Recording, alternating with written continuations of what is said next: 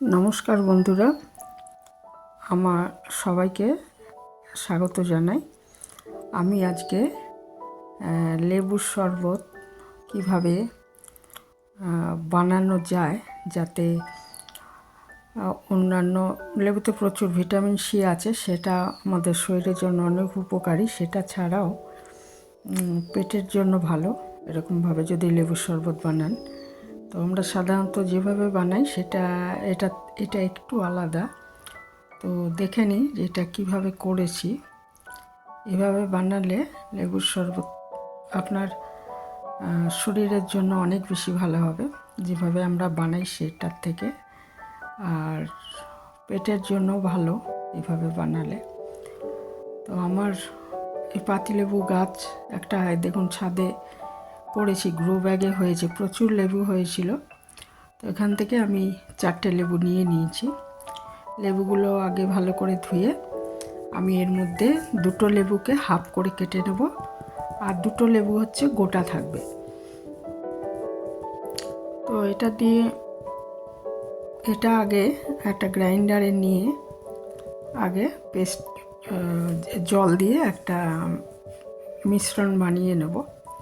দেখুন এই যে 2টো লেবু কেটেছি ওগুলোর বীজগুলো বার করে দিয়েছি, আর গোটা লেবুগুলো ওগুলো তো বীজ ভেতরেই আছে, কিন্তু অসুবিধা নেই। কারণটা হচ্ছে এটা যে আমি গ্রাইন্ডারে পেস্ট করব সেটা এমনভাবে করব খুব মিহি নয়, মোটামুটি আর কি হবে, তাতে ওই ভেতরে বীজগুলো হবে না, এর সাথে পিষ্ট হবে না।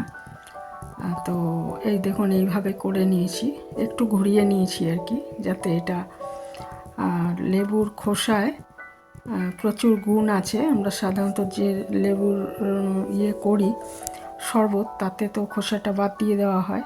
তো এটা যদি করেন তাহলে খুব সুন্দর একটা গন্ধও হবে, কারণ লেবুর খোসাতে তৈলগ্রন্থি আছে, আর সেটা শরীরের জন্য খুব ভালো। হালকা তিতভাব আসতে পারে, তবে সেটার জন্য খুব একটা অসুবিধার কিছু নেই, বেশি হবে না তিতো যদি এইভাবে করা হয়। আর বিট নুন দিয়ে দিয়েছি এর মধ্যে, আর এর মধ্যে ইচ্ছে করলে চিনির সিরাপ দিতে পারেন বা সরাসরি চিনি দিতে পারেন। আর যদি ধরুন কেউ চিনি না খেতে চান তাহলে বিট নুন দিয়ে এটা করে এটা খেয়ে নিতে পারেন। এখন বর্ষা বলে আমি বরফটা দিলাম না, কারণ ওয়েদারে সেরকম গরম এখন নেই, আর খুব শরীর খারাপও হচ্ছে চারদিকে, সর্দি কাশি জ্বর, কাজেই আমি বরফ দিলাম না, এমনি দেখালাম শরবতটা। খুব গরমের সময় এর মধ্যে 2-3 টুকরো বরফ দিয়ে দিলে খুব ভালো লাগবে।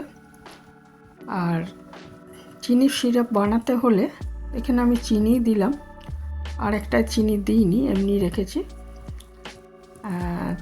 চিনির বদলে আপনারা মধুও দিতে পারেন। আর চিনির সিরাপ বানাতে হলে সমপরিমাণ চিনি আর জল একটু জাল করে নিলেই চিনির সিরাপ হয়ে যাবে। সেটা 1 মাস পর্যন্ত সংরক্ষণ করা যায়।